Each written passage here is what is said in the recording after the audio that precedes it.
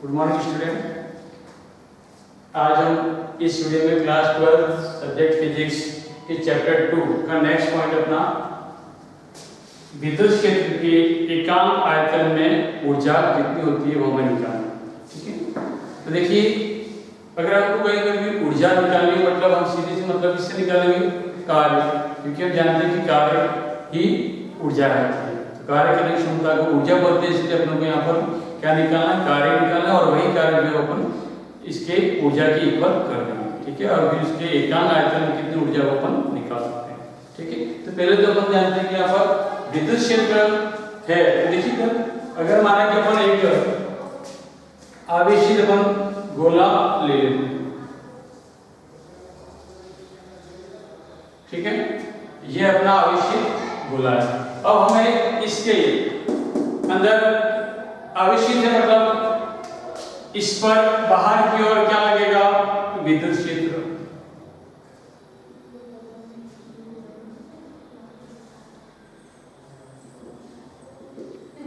ठीक है, बाहर की ओर क्या लगेगा, विद्युत क्षेत्र, और वो कितना लगता है, सिग्मा बटा एप्सिलॉन नॉट।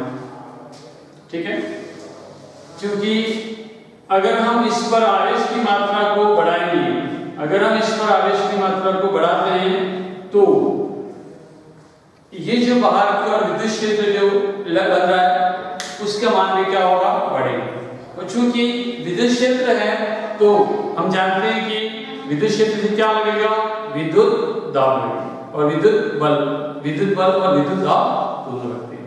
ठीक है, तो इस कारण से अब यहाँ पर जो विद्युत दाब लगेगा वो हम जानते हैं कि वी नो दैट विद्युत दाब जो लगता है वो कितना लगता है, P बराबर सिग्मा स्क्वायर बटा ट्वाइस एप्सिलॉन। ठीक है, अपन ने विद्युत दाब का फॉर्मूला जो है वो लास्ट वीडियो में क्रिएट कर लिया है। कितना था, P बराबर कितना हो जाएगा, सिग्मा स्क्वायर बटा 2 एप्सिलॉन। क्लियर है तक?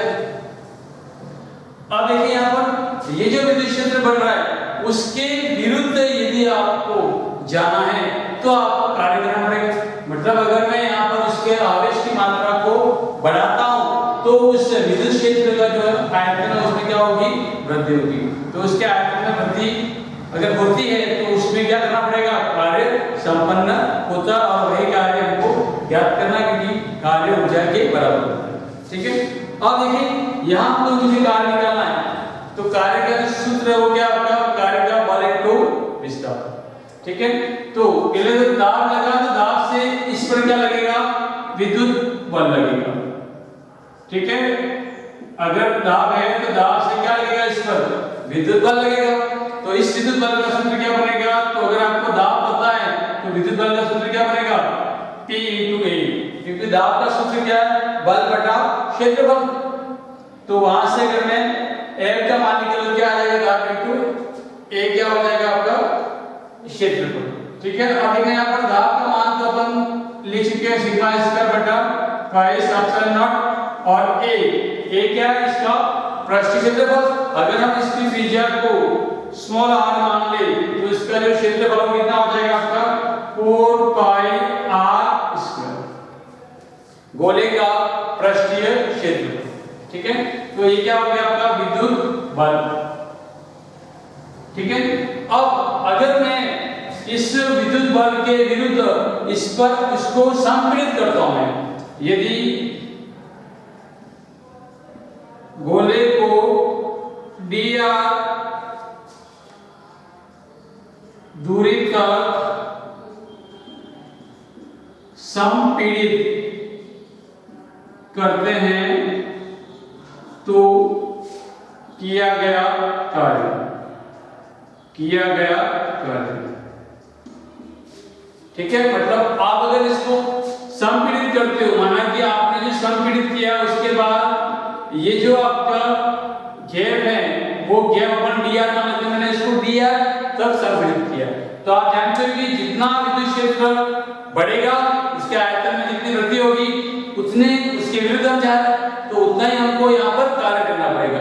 तो यहाँ पर जो कार्य करना पड़ा वो संपीड़ित में जो करना पड़ता है उतना ही कार्य विद्युत क्षेत्र के आयतन में वृद्धि में भी करना पड़ेगा, मतलब दोनों क्या हो जाएंगे, इक्वल।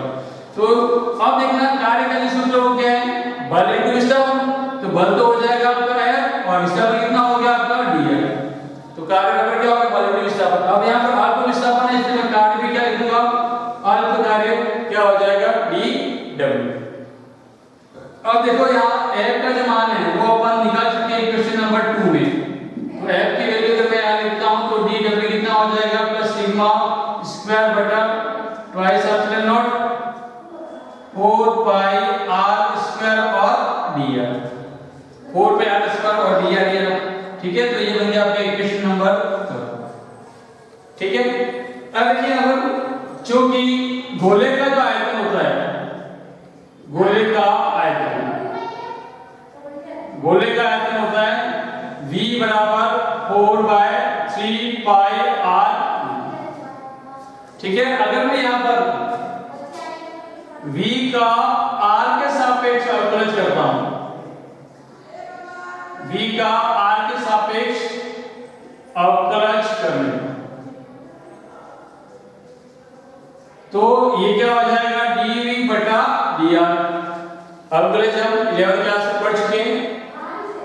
अब इसका जो मैं अवकलज करता हूं तो 4 बाय 3 और पाई में क्या हो जाएगा कांस्टेंट r की का 3 का अगर आप अवकलज करते हो x की पावर n वाले गुणों से करेंगे और इसमें कितना हो जाएगा 3 आगे आ जाएगा और एक पावर क्या हो जाएगी कम हो जाएगी, ठीक है। तो यहां से अगर मैं 3 और 3 देखता हूं तो कैंसिल हो जाएगा और अगर मैं dv का मान निकाल तो 4 पाई r स्क्वायर रहा इधर और ये dr अगर मैं यहां ले लेता हूं तो ये dv बराबर कितना आ गया 4 पाई r स्क्वायर और dr, ठीक है। अगर ये मान मैं यहां लिखता हूं बाय 3, ये मान अगर मैं यहां लिखता हूं तो dw कितना हो जाएगा देखिए सिग्मा स्क्वायर बटा ट्वाइस एप्सिलॉन नॉट, ये जो वैल्यू है वो किसके इक्वल है dv के इक्वल। तो ये आपके किया गया कार्य आ गया। और अगर हमें संपूर्ण कार्य निकालना है, संपूर्ण कार्य कितना करना पड़ेगा तो w बराबर कितना हो जाएगा, इसका क्या कर दूं मैं सिग्मा स्क्वायर बटा ट्वाइस एप्सिलॉन नॉट dv का क्या कर दूं मैं समाकलन, ठीक है। और आप देख सकते हैं यहां पर कि यहां से अगर मैं सिग्मा की वैल्यू निकालूं क्या आ जाएगा एप्सिलॉन नॉट इनटू e, तो मैं सिग्मा को क्या लिख सकता हूं एप्सिलॉन नॉट इनटू e का स्क्वायर बटा ट्वाइस एप्सिलॉन नॉट। तो एक एप्सिलॉन नॉट क्या हो जाएगा कट जाएगा, तो इसका w का जो फॉर्मूला बनेगा वो ये तो बनेगा सिग्मा स्क्वायर बटा 2 एप्सिलॉन नॉट dv और एक बनेगा 1/2 और एप्सिलॉन नॉट एक बचा वो और e स्क्वायर और dv, ठीक है। और यही कार्य क्या कहलाएगा ऊर्जा, तो यही w क्या बन जाएगा ऊर्जा u बराबर क्या हो जाएगा इंटीग्रेशन ऑफ सिग्मा स्क्वायर बटा ट्वाइस एप्सिलॉन नॉट dv और ये 1/2 एप्सिलॉन नॉट e स्क्वायर और dv, ठीक है। और हमें यहाँ पर क्या निकालना है एकांक आयतन ऊर्जा, तो एकांक आयतन ऊर्जा तो हम क्या करेंगे आयतन का भाग दे दे, तो एकांक आयतन ऊर्जा u और v कितना हो जाएगा इसमें dv का भाग दे दो तो ये आ जाएगा प्लस सिग्मा स्क्वायर बटा 2 एप्सिलॉन नॉट dv का भाग दे dv से dv क्या हो जाएगा कट जाएगा और इधर भी क्या हो जाएगा 1/2 एप्सिलॉन नॉट और e स्क्वायर dv से dv कट जाएगा। तो ये आपके एकांक आयतन में कितनी ऊर्जा होगी उसका फॉर्मूला बन गया, क्लियर यहां तक। इसको आप अच्छे से नोट कर लेना। इसके बाद अपना चैप्टर नंबर 2 का लास्ट पॉइंट बाकी है उसको अपन कंप्लीट कर लेते हैं, इसके साथ अपना ये जो लेसन है वो कंप्लीट हो जाएगा।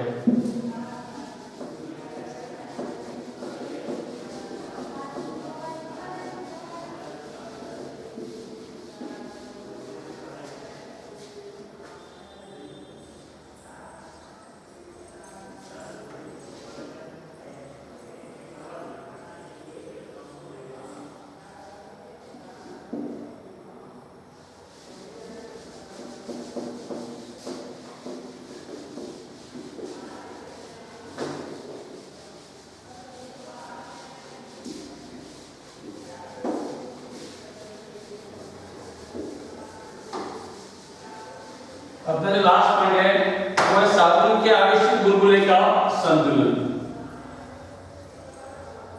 साधन के आवेशित बुलबुले का संतुलन। ठीक है, नेक्स्ट पॉइंट है अपना साबुन के आवश्यक बुलबुले का संतुलन। आगे मैं अब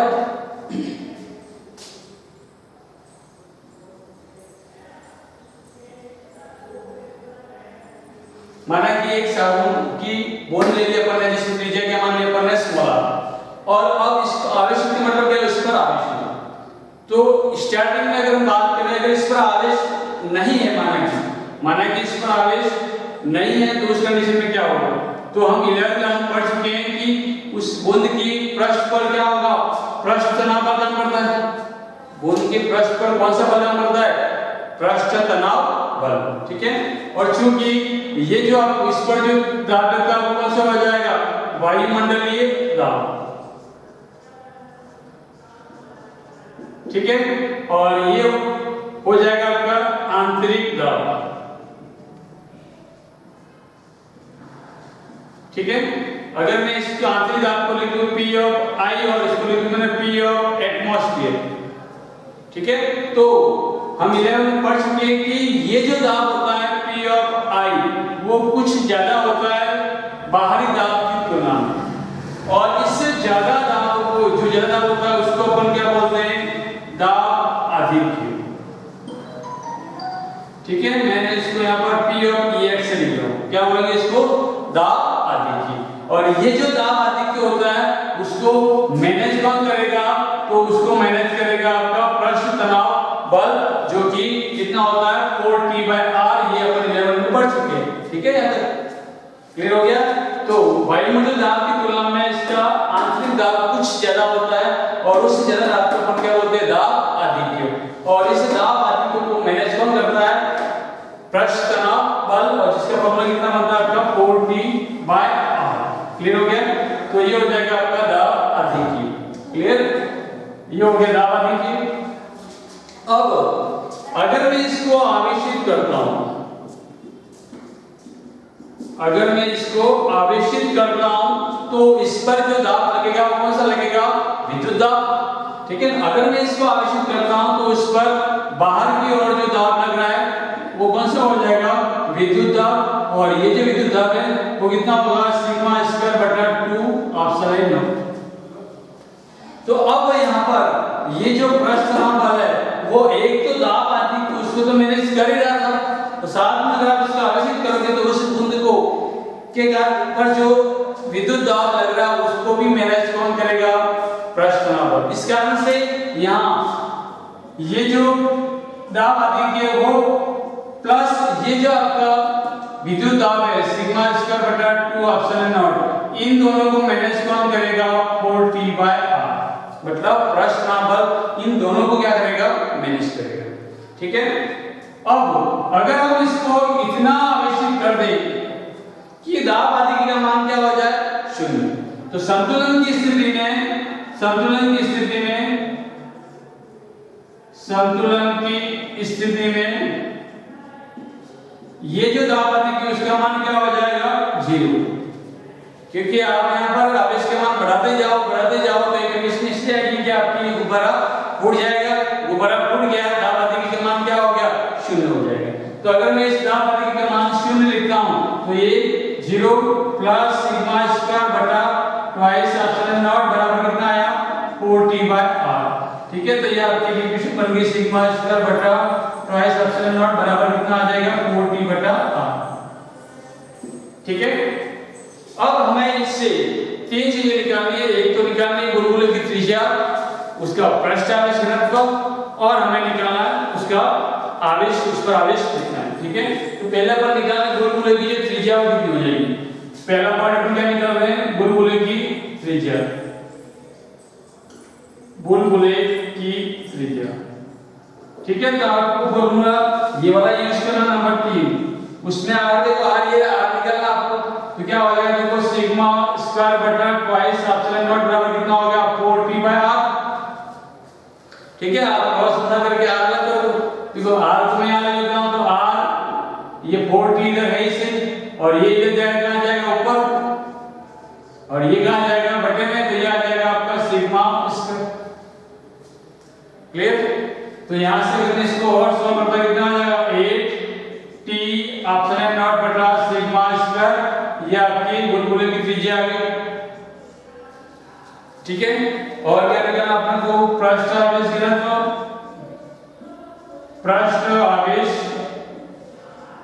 घनत्व निकालना आपको। ठीक है, पृष्ठ आवेश घनत्व निकालना है तो यहाँ ले लीजिए, यहाँ से आपको सिग्मा अलग करना है तो सिग्मा अलग करोगे क्या दिक्कत है, सिग्मा स्क्वायर कितना हो जाएगा 4t बटा r, तो है इसी, और इसके जो क्रॉस बना कर दो कितना आ जाएगा ट्वाइस ऑप्शन है नॉट। ठीक है, और यहाँ से मुझे सिग्मा का मान निकालना क्या लग जाएगा इसके ऊपर अंडर रूट, ये कितना हो गया 8t ऑप्शन है नॉट बटा r, तो ये आपके पृष्ठ आवेश घनत्व का फॉर्मूला बन गया। ठीक है, और हमें क्या निकालना है इस पर आवेश,